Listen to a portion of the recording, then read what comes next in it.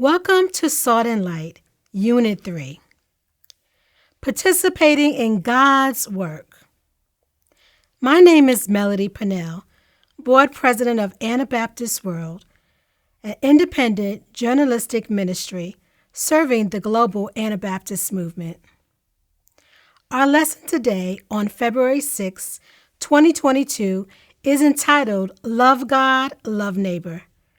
Perhaps now more than ever, we need to reflect on how to activate the connection between our love of others and our love of God, understanding that these are grounded in who God is.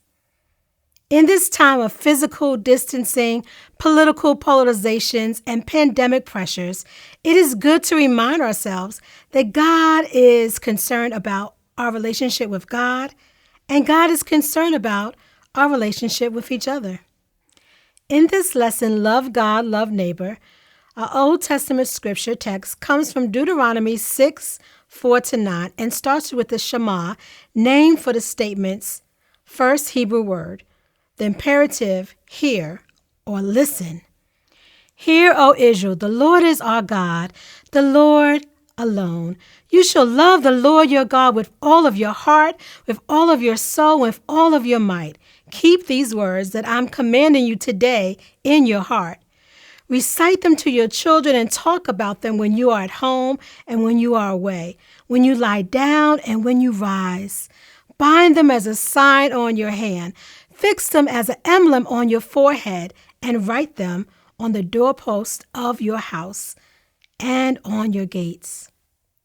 Our New Testament scripture text comes from Matthew 22, 34-40. When the Pharisees heard that he had silenced the Sadducees, they gathered together, and one of them, a lawyer, asked him a question to test him. Teacher, which commandment in the law is the greatest? He said to him, you shall love the Lord your God with all your heart and with all your soul and with all your mind. This is the greatest and first commandment. And the second is like it. You shall love your neighbor as yourself. And our key verse, on these two commandments, hang all the law and the prophets. Yet how do we put these crucial commandments into our spiritual practice? How do we participate in God's work? New Testament scholar Scott McKnight, in his book, The Jesus Creed, suggests the following as a daily creed for Christians based on Jesus' teaching. The Jesus Creed. Hear, O Israel, the Lord our God, the Lord is one. Love the Lord your God with all of your heart, with all of your soul, with all of your mind, and with all your strength. Love your neighbor as yourself. There is no commandment greater than these. As you go through this week, try memorizing and reciting this Jesus Creed twice a day this week. Perhaps in the morning when you wake up and in the evening as you go to bed. Allow it to come to mind and shape your attitude and actions as you go throughout each day. I invite you to reflect on what it means to have a three-way love for God, heart, soul, and might or mind. The heart is understood as a center of spiritual activity and all operations of human life.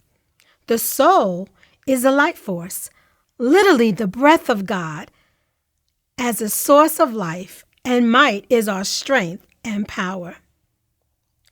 One way to discover and connect what it means to follow the commandment to love God and love neighbor is to continue to explore in which we can know God. God is love. The creator of all things is gracious and compassionate, abounding in love and faithfulness, justly judging powerful oppressions, merciful to repentant sinners, and especially near to the vulnerable and lowly. This revelation of God's nature and character grounds our love for God and others. How have you experienced the love of God? How have you experienced God's grace and compassion, God's faithfulness, God's just judgment, God's merciful forgiveness, God's nearness to the vulnerable and lowly? As we embrace and are empowered by God's love, how can this experience support our love for others? How can we bring our own unique perspective and passions into our purpose to participate in God's work? Think about the ways in which your work contributes to the work of God in the world. Our purpose as Christians is to love God, and the primary way we show our love to God is through our love of others.